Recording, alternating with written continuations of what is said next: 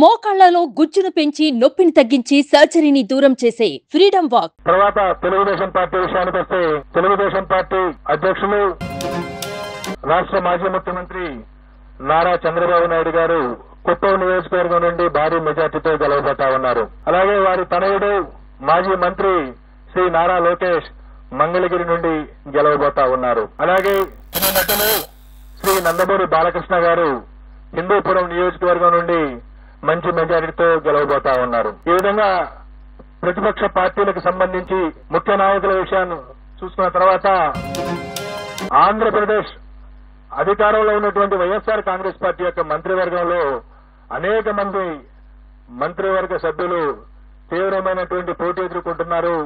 కొద్దిమంది ఓటమి చవిచూడబోతా ఉన్నారు.